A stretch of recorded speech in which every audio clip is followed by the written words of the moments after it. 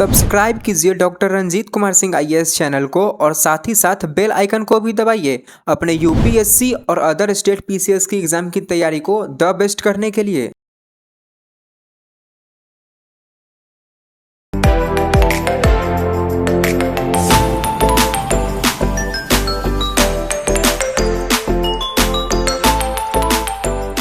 बहुत इंपॉर्टेंट चीज पे क्लास लेने हम जा रहे हैं जो कि आप लोगों के जरूरी है। पढ़ाई करते हैं, ठीक है, 2-3 बात तो हमेशा याद रखिएगा। पढ़ाई करते हैं, याद नहीं होता है, ठीक है। बहुत कमेंट आए पिछले, मैं देखूंगा 1 सालों में सबसे अधिक क्वेश्चन मुझसे अगर कोई पूछा गया, सर याद ही नहीं होता है या याद करते हैं तो भूल जाते हैं, ठीक है, कभी भी अस्थायी हमारे परमानेंट मेमोरी में नहीं जाता है। तो आज आप लोगों को एक एक करके बहुत इजी तरीके से आपको बताएंगे कि किस तरीके से याद करिएगा 10 मैजिक टिप्स के साथ, तो आपको कभी भी ये समस्या नहीं होगी। आप सो कर भी उठेंगे, पूछा जाएगा तो आप इजीली बता पाएंगे कि क्या तरीका है जिसके चलते आपको इजीली याद हो सकता है। बहुत ही प्रैक्टिकल है ये, बहुत हाईफाई चीजें नहीं है, बहुत ही प्रैक्टिकल है कैसे याद करना है, ठीक है ना।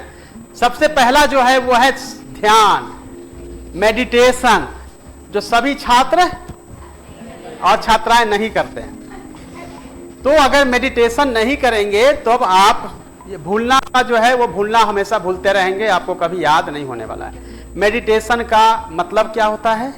मेडिटेशन का मतलब केवल योगा करना नहीं होता है, ठीक है। मेडिटेशन हो सकता है कि आप पढ़ाई करते समय 100% कंसंट्रेट अपने आप को करते हैं तो भी मेडिटेशन है, इसमें कोई डाउट नहीं है। मेडिटेशन जो है वो मॉर्निंग इवनिंग कभी भी कर सकते हैं। 30 मिनट, 35 मिनट, 1 घंटा आप समय निकाल के आप ध्यान लगाएंगे तो उस मेडिटेशन से अपने ब्रेन के पावर को बढ़ा सकते हैं। हमारी ब्रेन जो है वो सुपर कंप्यूटर से 50 से 60 गुना ज्यादा फास्ट चलती है। फॉर एग्जाम्पल, विवेकानंद 1 घंटे में 700 से 800 पेज को पढ़ते थे और किसी भी पेज से पूछते उनको याद होता था। कालिदास के बारे में आप लोगों ने सुना होगा, केवल उनको पेज पलटना था, 100% उनको याद होता है। ये कोई किदवंती नहीं है, यही हकीकत है, यही हकीकत है जिसके चलते ध्यान का महत्व जो है बहुत अधिक है। जब ध्यान आपका यानी कंसंट्रेशन अगर प्रॉपर नहीं होगा, मेडिटेशन, आप स्टूडेंट ही नहीं है मेरे ख्याल से, मैं सीधा आपको बोलूंगा स्पष्ट, आप स्टूडेंट बिल्कुल नहीं है जब तक आप ध्यान नहीं करते हैं। यह किसी धर्म मजहब से जुड़ा हुआ चीज नहीं है। ध्यान जो है हर धर्म हर मजहब अपने हिसाब से लोग करते हैं, इसलिए आप इसको रिचुअल ढंग से कभी नहीं कतई देखिए कि ध्यान मतलब कोई रिचुअल ढंग से ना। स्टूडेंट जब आप 3-4 घंटा खूब पढ़ते हैं, अब उठते हैं, कितनी खुशी होती है, नंबर 1। नंबर 2, 1 सप्ताह खूब पढ़िएगा, आपके चेहरे की चमक बढ़ जाएगी। खूब पढ़ने वाले स्टूडेंट ऑलवेज उनके स्किन जो है ना वो ग्लेजिंग होता है, चमकता रहता है, खुश रहता है। कम पढ़ने वाला देखने से लग जाता है कि नहीं पढ़ता है, या फिर उसको गिल्टी फील होती है। हर बार कब गिल्टी फील होती है? रात में, जब दिन पूरा निकल जाता है, ठीक है, पर डे होता है। तो ये रीजन होती है कि आपको मेडिटेशन जो है करनी पड़ेगी, तभी आपको याद होगा। मेडिटेशन का देखिए क्या होता है कि मेडिटेशन में आपको ज़्यादा कुछ नहीं होता, आपको कंसंट्रेट करेंगे। और समटाइम्स हम लोग जब पढ़ाई करते थे तो मेडिटेशन द्वारा बहुत सारे क्वेश्चन जो है अपने दिमाग में घुमाते रहते थे और गेस करते थे मेंस में कि ये क्वेश्चन आया था उस साल, इसे ये आया था इस बार, तो ये क्वेश्चन आया और आता था, ये आता था। और हम लोग पढ़ लेते थे बहुत सारी चीज़ों को कि क्या होने वाला है, कैसे होगा, क्या पूछा जाएगा। आप मेडिटेशन 1 घंटा आंख में ध्यान लगा के आराम से आंख बंद करके लंबी सांस लेके आप करके देखिए, इसका रिजल्ट आपको दिखेगा, पहला दिन से दिखेगा, सेकेंड डे जाने की कोई जरूरत नहीं। सो मेडिटेशन आपको करना पड़ेगा अपनी याददाश्त को बढ़ाने के लिए, अपनी याददाश्त को एकदम अच्छी करने के लिए मेडिटेशन करना पड़ेगा। लेकिन मेडिटेशन का मतलब ये नहीं है कि प्रेशर में आया हुआ, अच्छा अभी तो एग्जाम का 30 दिन बचा है, अब कैसे होगा। मेडिटेशन होता है बिल्कुल खाली मन से और बिल्कुल आपको शांत मन रखना होता है, ये कोई चीज़ें सोचनी नहीं होती है, ठीक है। तो मेडिटेशन के माध्यम से आप अपने आप को इम्प्रूव कर सकते हैं, मेडिटेशन से अपने ब्रेन को डेवलप कर सकते हैं। आइंस्टाइन ने अपने 17% मस्तिष्क का ब्रेन का यूज करके सापेक्षता का सिद्धांत दिया था। आईएएस बनने के लिए 2.5 से 3% अपने ब्रेन का यूज करेंगे, आईएएस बन जाएंगे। और पीसीएस अधिकारी बनना है तो 1% यूज करेंगे तो बन जाएंगे। और रेलवे दूसरे एग्जाम को पास करेंगे तो 0.5% अपने ब्रेन का यूज करना है, बस उसके बाद आपका हो जाएगा। इतना ही है, इससे ज़्यादा यूज करना ही नहीं है, लेकिन हम उतना यूज नहीं करते हैं। तो ये रहा आपका पहला। दूसरा आते हैं बोल कर पढ़ना, ठीक है, बोल कर पढ़ना। ये देखिए कौन है, ये मेढक महोदय हैं, ठीक है, जो बारिश अभी आने वाली है मॉनसून, उसमें वो टर करके बोलना शुरू करते हैं। ओके, तो ये मेढक महोदय का बड़ा महत्व है। ये मेढकी पद्धति से जोर से बोल के टर करके पढ़ते हैं। जो जोर से बोलकर पढ़ता है उसकी 3 समस्याएं का निदान होता है। एक तो भूलने की समस्या का निदान हो जाएगा, दूसरा आपकी प्रोनाउंसिएशन, आपके उच्चारण करने की जो समस्या है वो दूर होती है, तीसरा आप वोकल बनते हैं, इंटरव्यू में आप अच्छे से अपनी बातों को रख सकते हैं। क्लास में 90% ऐसे स्टूडेंट हैं जो कि जानते हैं लेकिन बता नहीं पाते, हेजिटेट करते हैं। ये करना जरूरी है। अभी क्या है, हम लोग हो गए हैं चुपचाप वाले सिस्टम में पढ़ाई करते हैं, बोलने की कोई ज़रूरत नहीं है, जबकि बोल के पढ़ना चाहिए। ठीक है, स्पेशली तो बच्चों को बोल के पढ़ाना चाहिए, लेकिन अब आप इस उम्र में आ गए हैं तो भी हम बोलेंगे कि बोल के पढ़िए। अपनी याद करने की क्षमता को इससे भी विकसित कर सकते हैं। आप सब जानते होंगे वैदिक काल में वेदों को कब लिखा गया? 4 वेद है, कब उसका संकलन हुआ? बिल्कुल नहीं। ये देखना है कि ऋग्वेद जो है वो 1500 से शुरू होता है और फिर 1000, और उसके बाद जो है सब 1000 से कहेंगे 600 ईस्वी तक या फिर ईसा पूर्व तक, बीसी में। उस समय नहीं लिखा गया है। ये पूरा का पूरा जो है लिखा गया है 500 बीसी के आसपास, 400 से 500 बीसी के आसपास लिखा है, जब महाकाव्य सब लिखा जा रहा था। ये पूरा का पूरा 1000 वर्षों तक वेद को संजो के कैसे रखा गया? बोलकर। ये मेढकी पद्धति से गुरु यहां से बोल रहे हैं, शिष्य उसको सुन नहीं, दोहरा रहे, ग्रहण कर रहे हैं। अरे ग्रहण उन्हें नहीं कर रहे हैं, अरे दोहरा रहे हैं यार, ग्रहण क्या कर रहे हैं? ग्रहण नहीं कर रहे हैं, दोहरा रहे हैं। हम बोल रहे हैं, आप लोग दोहरा रहे हैं। हम बोल रहे हैं, फिर तो आप दोहरा रहे हैं। ठीक है, हम मर जाएंगे, आप में से कोई गुरु बन जाएगा, फिर वो चेला सबको दोहराएगा। ये 1010 कितना हो गया टोटल? 1000 वर्षों तक केवल और केवल जो है मेढकी पद्धति से ये चलता रहा। और आप जानते हैं कि वेद में कितने लंबे लंबे श्लोक हैं, उसको कितना कठिन है याद करना है। ठीक है, उसमें भी जो है लैंग्वेज भी चेंज हुआ। वैदिक काल के संस्कृत अलग है और आज के संस्कृत में डिफरेंसेज है। वैदिक संस्कृत कहा जाता है उसको, और आज के लौकिक संस्कृत अलग है।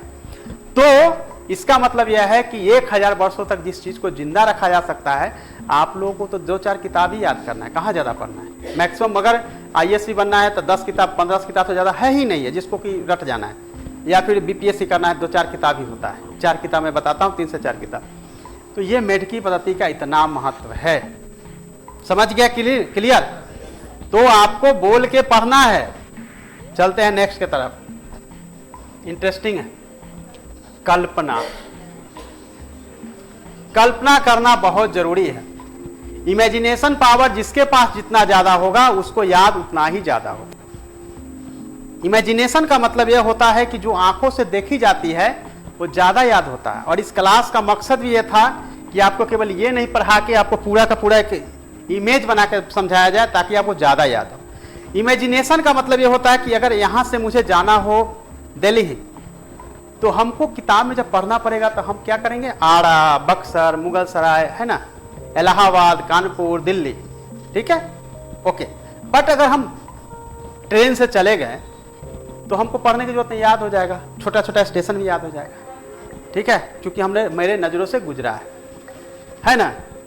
अगर जैसे आप कहीं पर गए हों, वहाँ विजिट किए हों, देख लिए अपने आंखों से, तो आपको याद हो जाता है। दूसरा है कि इमेजिनेशन में क्या होता है कि हम जैसे आपको याद करेंगे, हम लोग बचपन में हम लोग को पढ़ाया गया ब्रेड का स्पेलिंग याद करने के लिए हम लोग याद करते हैं। ब्रेड जैसे लिखा हुआ BREAD लिखा हुआ है, एक मोटा सा ब्रेड है, टेबल पे पड़ा हुआ है, आंख बंद। अच्छा, ब्रेड जो है टेबल पे पड़ा हुआ है और टेबल जो है टूट रहा है ब्रेड के भार से। ऐसा कोई इमेजिन कर लेगा तो उसको ऐसे याद हो जाएगा।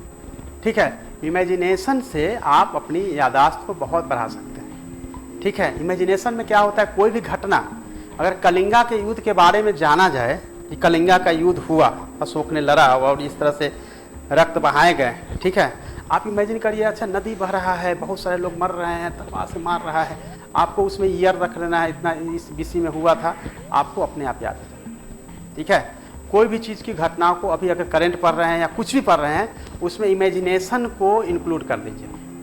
इमेजिनेशन को इंक्लूड कर दीजिए, आपको याद हो जाएगा।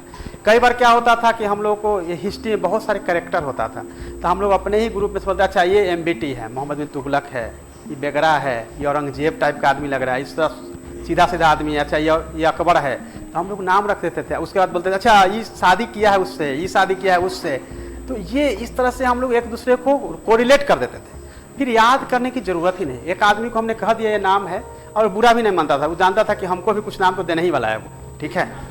तो या अमीर खुसरो, तो उससे क्या होता था, उसके साथ हम लोग पूरा का पूरा एक खेल खेलते थे। जैसे मान लेते अमीर खुसरो ने क्या क्या लिखा है, तो पूरा का पूरा जो है हम लोग एक चीट बनाते थे, ठीक है, और उसके पीठ पे चिपका देते थे। ये ऐसा गेम है जिसको याद ही नहीं करना है, जो बरसों तक याद किया गया, वो ये एट ए टाइम याद होता, दूसरे दिन याद करने की जरूरत ही नहीं थी। तो ये मेथड था जिसके माध्यम से आप इमेजिनेशन पावर लाइएगा, आपको कभी दिक्कत नहीं होगा याद करने का, अपने आप याद होते जाएगा और आपकी कल्पना क्षमता इतनी बढ़ती जाएगी, इजीली आप जो है याद करते जाएंगे। चौथे चलते हैं, ये काम आप लोग करते हैं, लिख कर याद करना, ये लिख कर आपको याद करना पड़ेगा। आप लोगों ने पहले भी सुना होगा, मैंने कहा होगा हमेशा कि आपको 3 चरण में पढ़ना चाहिए, अध्ययन, फिर आपको चिंतन करनी है, जो अभी मैं इमेजिनेशन की बात कर रहा था, और फिर लेखन करनी है, ठीक है, तभी जो है आपको याद होगा। अब देखिए स्टडी करेंगे, फिर थिंकिंग करेंगे और फिर राइटिंग करेंगे, ओके। तो इससे आपको याद होते जाएगा। तो लिख के जो भी आप पढ़ते हैं उसको लिखेंगे तो आपको ऑटोमेटिक याद होते जाएगा। लिखने का भी अपना तरीका है, जरूरी नहीं कि नोटबुक निकालें। अगर मेरी बुक है, अगर कोई बुक को अगर मैं पढ़ता हूं, जैसे ये यहाँ पे कोई बुक दिख रहा है मुझे, अच्छा पंचायत संदेश, ये देखिए ये जैसे बुक है, ओके। इस बुक में अगर आप पढ़ रहे हैं, जरूरी नहीं कि आपको नोटबुक में लिखना है। इस यहाँ पे देखिए, यहाँ पे आप पे स्पेस है, राइट में स्पेस है, बॉटम में स्पेस है, लेफ्ट में स्पेस है। सभी किताबों में, एनसीईआरटी में कोई भी किताब हो, इसके सभी ऊपर बॉटम राइट लेफ्ट जगह होती है। उसी में जो पॉइंट आपने पढ़ा है उसको समराइज करिए, उसमें पॉइंट बनाइए, चाहे लिखिए, चाहे डायग्राम बनाइए, चाहे मैप बनाइए, ठीक है। तो उससे आपका क्या होगा कि लिख के पढ़ेंगे तो आपकी जो भूलने की समस्या है वो ऑटोमेटिक दूर हो जाएगी। 5वां है रिवीजन, जो पहले मैंने बताया है, बिना रिवीजन कुछ याद नहीं होगा। 5 किताब को पढ़ने के बजाय 5 किताब को 5 बुक, नो 1 बुक 5 टाइम्स। एक किताब को 5 बार पढ़ना है बजाय 5 बुक को लेने की, ठीक है। 5 बार कम से कम। दोहराने का तरीका है कि आप सुबह से लेकर अगर पढ़ाई करते हैं तो नाइट में 9 से लेकर 12 बजे तक 3 घंटा को आपको रिवीजन करना चाहिए, ठीक है। और नेक्स्ट डे पढ़ने से पहले आपको फिर रिवीजन करना चाहिए, और फिर वीक में संडे को पूरा रिवीजन करना चाहिए। जनरली क्या होता है, संडे मतलब कम पढ़ना है।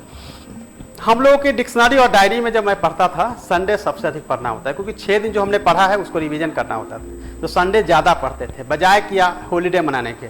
उसी तरीके से लास्ट वीक ऑफ मंथ, महीने के आखिरी सप्ताह 7 दिन में जो हमने पढ़ा है 21 दिनों तक, उसका रिवीजन करते थे। तो रिवीजन के स्तर पे 4 बार रिवीजन हो गया।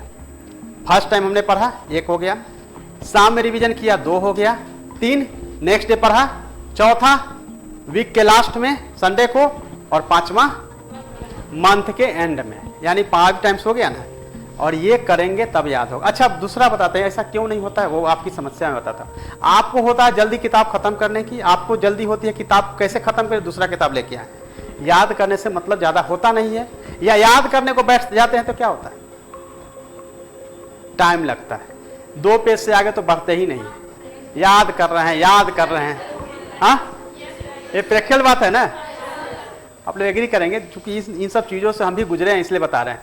तो जो हमें पढ़ना चाहिए था 10-15 दिन में, वो आराम से हम 2-3 पेज पे लड़े हुए हैं, याद करने की कोशिश कर रहे हैं, और एक वीक बीत जा रहा है, एक ही चैप्टर पे याद ही नहीं हो रहा है कि नहीं।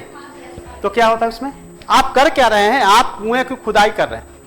याद करने के लिए पहले एक लेयर होता है जिसको कि खुदाई करके आगे जाना होता है। आप क्या कर रहे हैं, एक जगह बैठ गए हैं और खुदाई कर रहे हैं, और जब खुदाई करके उसके बीच में घुस जाएंगे, ऊपर से मिट्टी आपको ढक देगी, आप मर जाएंगे।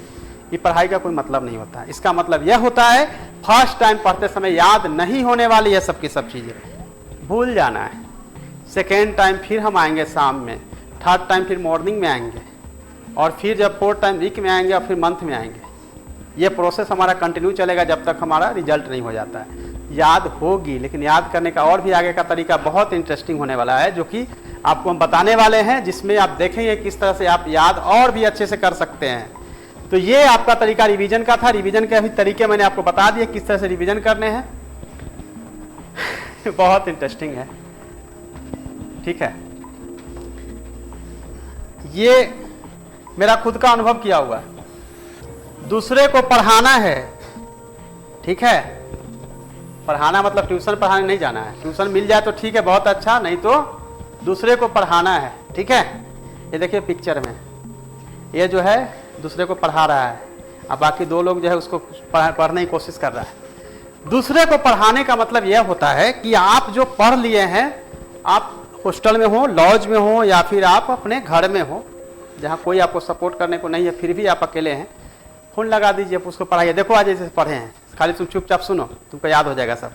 या लॉज में रहते हैं, हॉस्टल में रहते हैं, तो बगल वाला रूम में तो पढ़ता ही होगा, उसको जाके पढ़ाइए। जो पढ़े हैं खड़े खड़े उसको बताना शुरू किए, देखो भाई अशोक इस समय आया था, इतना इतना शिलाभिलेख लिखा, ऐसे ऐसे हुआ, यहाँ से गया वहाँ गया, तमाम तरह का। अब मैप भी बताते जाइए, देखिए यहाँ से लेके वहाँ तक उसका राज था, ऐसा था वैसा था, हो गया। आपको अपने आप रिवीजन हो चुका है, क्योंकि आप उसको पढ़ा चुके हैं। अब रहें पढ़ने वाला रेडी हो तब तो, पढ़ने वाला रेडी नहीं हो तो भी जाके पढ़ा देना है, ठीक है, ओके। तो भी जो है जबरदस्ती पढ़ाना है उसको, तुम सुनो। अब मैं बताता हूँ क्या होता था। मैं जब हॉस्टल में था, तो हॉस्टल में पढ़ने के बाद क्या होता था कि सोचता था कि अब तो पढ़ लिए, थोड़ा मन बहुत ज़्यादा भर गया है, बगल में चले गए, वो नहीं मिला तो बगल में चले गए, उसको पढ़ाने चले गए, कोई नहीं मिला तो छत पे बोल रहे हैं, ठीक है, पागल की तरह। तो कुल मिला के यह होता है, अपनी रिवीजन करने के लिए हम जनरली हॉस्टल में रहे हैं, लॉज में रहे हैं, हम बिल्कुल पढ़ाते रहें। ऐसे ही वो खाना खा रहा हो, चाहे कुकिंग कर रहा हो, चाहे कुछ भी कर रहा हो, हम उसको पढ़ाना शुरू करते थे, ठीक है। तो आपको पढ़ाना पड़ेगा, तब आपको याद अपने आप हो जाएगा। ये बहुत अच्छा मेथड है। नहीं होगा तो बच्चों को पढ़ा सकते हैं, कुछ नहीं होगा तो आप वीडियो कॉल करके किसी को पढ़ा सकते हैं, या फिर आप कॉल करके पढ़ा सकते हैं। यह वो तरीका है जिससे कि आपको पढ़ाना चाहिए, भले इंटरेस्टेड सामने वाला हो या ना हो, आपका काम हो जाएगा, ठीक है। सामने वाला को फायदा होगा कि नहीं मुझे नहीं पता है, लेकिन आपका काम हो जाएगा, आपका रिवीजन हो जाएगा। सो दूसरे को पढ़ाना बहुत ज़रूरी होता है आपको अपनी स्टडी में याद करने के लिए। फार्मूला मैं हमेशा बताता था, बहुत सारे फार्मूला है जिसको कि बनाना चाहिए, ठीक है। अब महमूद गजनवी का भी मैंने एक फार्मूला बनाया था कि ये खोखार बगल में खोक या थूक ऐसा करे कुछ था। बहुत सारे हैं मेरे पास फार्मूला, फार्मूला भी आप लोगों को शेयर टाइम टू टाइम करेंगे। एक फार्मूला हमने यहाँ रख दिया है आपको, ताकि आपको ईजी हो जाए, ठीक है ना। ये दिख नहीं रहा होगा, जो भी लाइव देख रहे होंगे उनके लिए मैं लिख देता हूँ बड़ा सा, यहाँ से ले लीजिए। अब दिख रहा है कि नहीं दिख रहा है?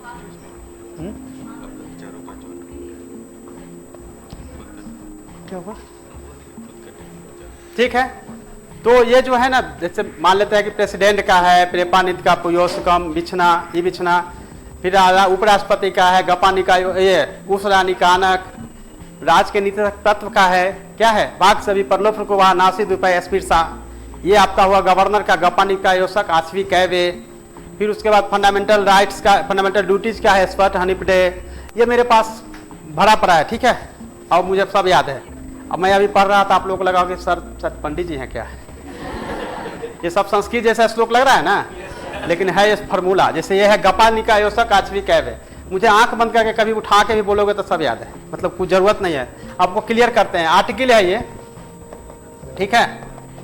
आर्टिकल याद करने की समस्या बहुत है। गवर्नर की चर्चा भारतीय संविधान के आर्टिकल 153 में की गई है, एक याद रखना है। गवर्नर की चर्चा भारतीय संविधान के आर्टिकल 153 में की गई है। ये रहा गपा, निका, योसक, आश्वी और कैवे, ठीक है। एक्सप्लेन भी कर देते हैं, 153 में भारतीय संविधान के 153 आर्टिकल में गवर्नर की चर्चा, राज्यपाल की चर्चा की गई है। उसके पावर की चर्चा नेक्स्ट आर्टिकल में पा मतलब पावर, ठीक है। 150 ये बढ़ता जाएगा अपने आप। 154 आर्टिकल में उनके पावर, उनके कर्तव्य के बारे में पूरी चर्चा की गई है। उनका नियुक्ति कैसे होगा ये लिखा गया है 155 में, और उनका कार्यकाल कितने साल का होगा इसकी चर्चा 156 में। तो ये हो गया गपानी का। योग्यता क्या होगी, बढ़ाते जाना आर्टिकल, योग्यताएं क्या होगी 157 में, और 158 में आप देखेंगे उनकी शर्तें। योग्यता में क्या क्या कंडीशंस जो होता है, क्या क्या होना चाहिए, बीमार उमार मानसिक रूप से जो आप जान ही रहे हैं सब नहीं होना चाहिए। उसके बाद ये ओथ की चर्चा है, हालांकि कसम वर्ड यूज नहीं किया गया भारतीय संविधान में, उनके ओथ शपथ की चर्चा है। इसलिए मैंने, चूंकि ये सेट नहीं हो रहा था, बाकी जगह भी क यूज किया हुआ है, प्रेसिडेंट वाइस प्रेसिडेंट भी इसलिए है, लेकिन ओथ समझना है क का मतलब, ठीक है। और आपात स्थिति में उनके क्या पावर है 356, ओके। 160 में और 161 में क्षमादान की चर्चा, 162 में विस्तार यानी कार्यपालक शक्ति का समटाइम्स विस्तार किया जाता है, कार्यपालिका शक्ति का विस्तार किया जाता है, जिसके सर्वोच्च पे ये होते हैं। तो समटाइम्स जो है भारतीय संविधान द्वारा उनके अधिकारों में विस्तार किया था, इसलिए किया गया है। और कैबिनेट का चर्चा, कैबिनेट क्यों, जब तक साइन नहीं करेगा कुछ होगा ही नहीं, ठीक है, राज्यपाल महोदय। इसीलिए कैबिनेट में इनके पावर जो कैबिनेट का सुप्रीम होता है। वो बाकी चीजें बाद में डिस्कस करेंगे कि ये वास्तविक क्या होता है, ये चीजें होती है, लेकिन कोई भी होता है तो कैबिनेट की चर्चा। और फिर इनका वेतन देने में काम कैसे होगा 164, क्लियर है। गपानी का योसा काचवी कैबे, उसी तरह से प्रेपा नीति का जरूरत होगा। कल अगर आप लोग टाइम दीजिएगा तो कल भी आप लोगों को हम पूरा फार्मूला कुछ बता देंगे। बस ये फार्मूला आप लोगों को बनाना है, ठीक है। अरे हाँ ठीक है, अरे सब दे दिया, ले ये तो आप लोगों के लिए सब कुछ दे दिया है, कोई बात नहीं है, पढ़ा देते हैं बच्चा सबको।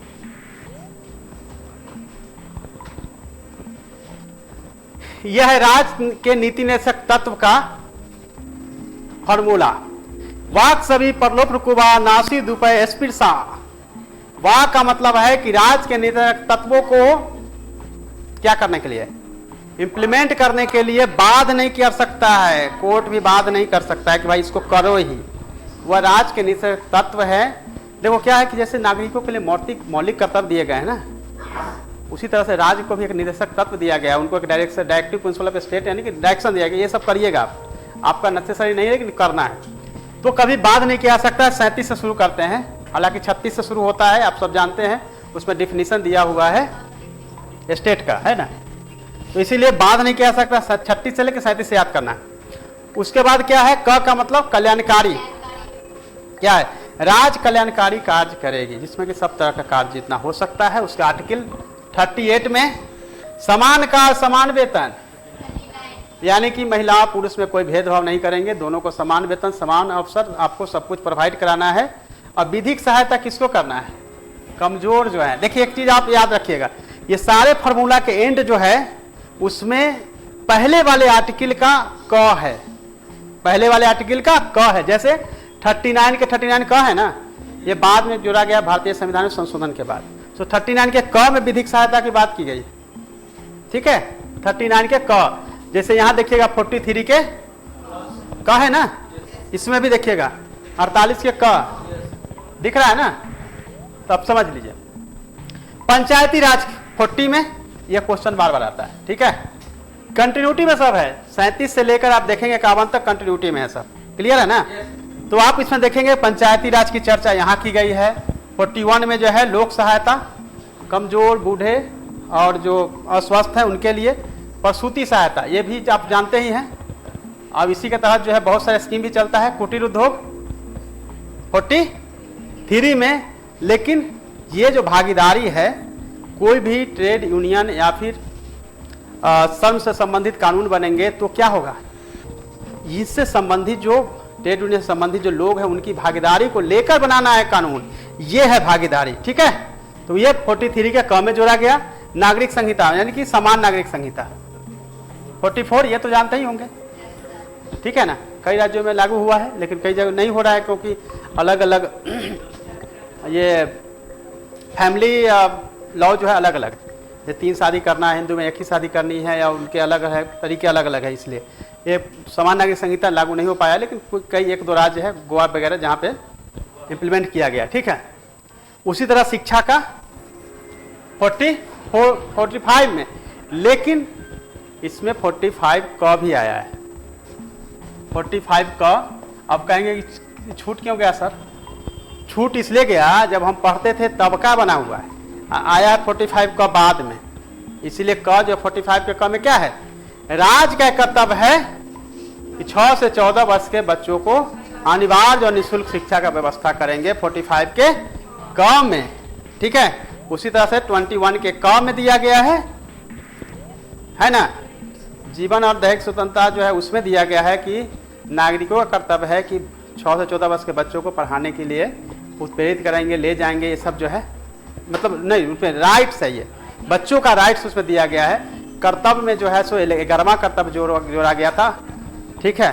51 के क के सबसे लास्ट आई में, जिसमें बताया गया था कि आपको यह कर्तव्य जो है नागरिकों पे छोड़ा था कि बच्चों को पढ़ाना है 6 से 14 वर्ष का। 3 जगह संशोधन हुआ था। ठीक है।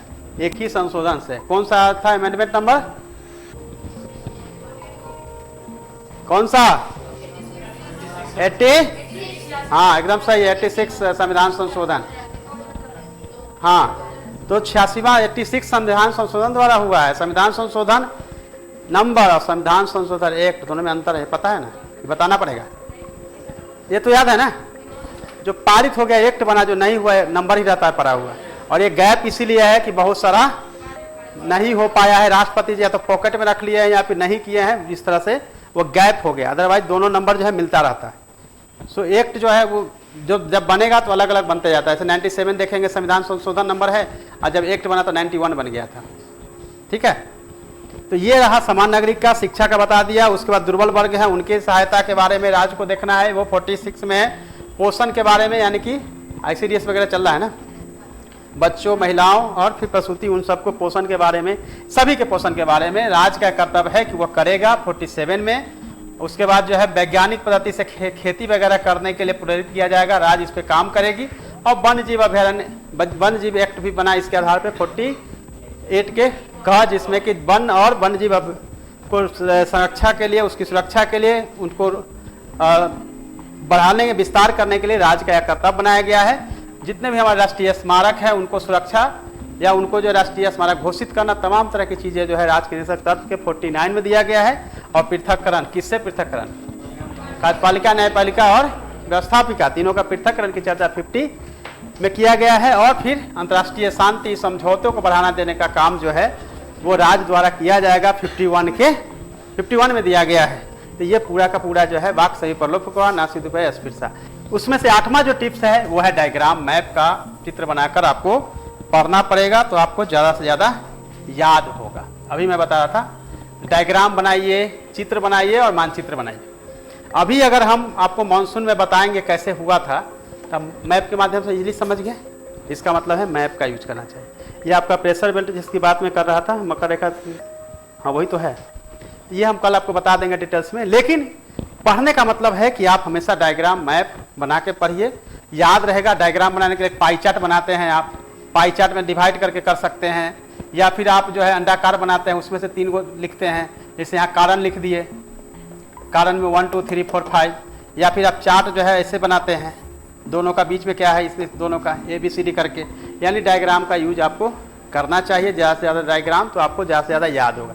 तो पढ़ते समय आपको डायग्राम, चित्र, मैप वगैरह भी बनाना चाहिए, तो आपको भूलने की जो समस्या है उसका निदान हो जाएगा। ये बहुत इंटरेस्टिंग है। घर के दीवारों बाथरूम का उपयोग करना है। ठीक है, बाथरूम, रेस्ट रूम, जहाँ सबसे अधिक याद चिंतन होता है। देखिए स्टडी रूम में, देखिए यहाँ पे आप देख रहे होंगे, यहाँ क्या है, यहाँ वो चीज़ें हैं जो कि आपको दिख रहा होगा। यहाँ चिपकाया हुआ है कुछ जो हमको याद नहीं होता है, वो अपने स्टडी रूम के सामने हम चिपकाते हैं और तीसरे दिन उखाड़ लेते हैं। क्यों उखाड़ लेते हैं? क्योंकि 2 दिन में याद हो जाता है, तीसरे दिन की जरूरत कोई नहीं पड़ता है। बड़े से बड़े जितने भी डिफिकल्ट चैप्टर हो, कोई भी फैक्ट हो, आप 2 दिन के लिए चिपकाइए, आपको तीसरा दिन दूसरा चिपकाना पड़ेगा, वो ऑलरेडी याद हो जाएगा।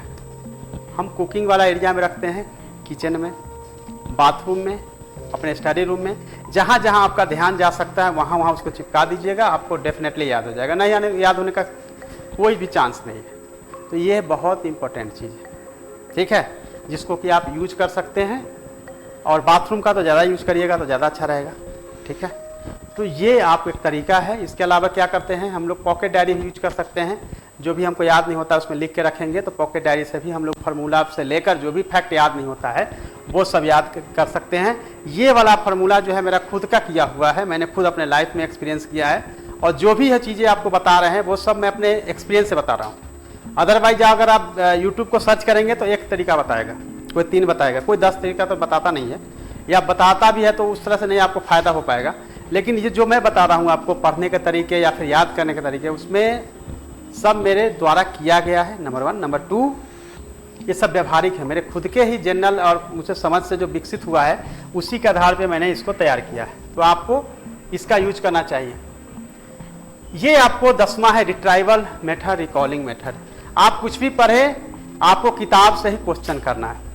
आप क्यूजी बनिए, आप उसके बारे में सोचिए, तो आपको अपने आप याद होगा कोई भी चैप्टर, ठीक है। ऐसा क्यों हो रहा है, आप क्वेश्चन मार्क दीजिए, ये क्यों हुआ, क्वेश्चन मार्क दीजिए। तो रिट्राइवल मेथड एक बहुत ही लेटेस्ट वैज्ञानिक तरीके से अगर आप उसको समझेंगे तो उसको सोचा कि रिकॉलिंग, जो भी पढ़ रहे हैं उसको याद कर रहे हैं, अच्छा ये है, ये हुआ था, ऐसे। रिकॉलिंग मेथड, रिट्राइवल मेथड, दोनों अलग है। लेकिन रिट्राइवल में होता है क्वेश्चन करना उसी से, किताब से ही पढ़ रहे हैं, उसी से क्वेश्चन कर रहे हैं कि इसका ये मतलब क्यों है। यानी क्यों वाला जो वर्ड है, वाई, क्यों वाला जो वर्ड है, आपको किताब पढ़ते समय हमेशा उससे पूछे कि क्यों है ऐसा, क्यों है ऐसा, तो आपको अपने आप याद होते जाएगा। ये रहा 10 मैजिक टिप्स, जिसके माध्यम से आपको कोई भी वर्ल्ड की एग्जाम को पास करना होगा, आप कर सकते हैं, ठीक है। कभी भी अगर आपको लगता हो कि याद नहीं होता है तो ये 10 मैजिक टिप्स को अपनाना है। बोलेंगे 10 कैसे, याद भी नहीं है 10 को कि कौन कौन अपनाना है। अब बोलेंगे ना अभी कि सर 10 जो बताए उसे सब याद नहीं है, कौन कौन 10 बताए थे। मेरी राय में इस 10 में से एक को अपनाइएगा, आपको भूलने की समस्या दूर हो जाएगी, 10 की जरूरत भी नहीं है। लेकिन ये 10 मैंने बताए हैं, 10 अगर अपना लीजिएगा तो आजकल के आप कालिदास और विवेकानंद बन सकते हैं, ठीक है। और एक अपनाइएगा तो भी एग्जाम पास कर जाइए, जरूरत नहीं कि 10 अपनाना है। लेकिन कोई जो आपको कंफर्ट हो, एक अपनाइएगा, आप लाइफ में कोई भी कॉम्पिटिटिव एग्जाम को पास कर सकते हैं। भूलने की समस्या जो है, इसके लिए आपको ना बादाम खाना है, ना ही आपको हमदर्द का शंखपुष्पी पीना है। आपको क्यों जो मैंने 10 टिप्स बताए हैं, इसी से आपकी भूलने की समस्या का निदान हो जाएगा। और आप लोग अपनी तैयारी कर लिए बाहर जाने का, तो मुझे लगता है कि क्लास ओवर हो चुका है।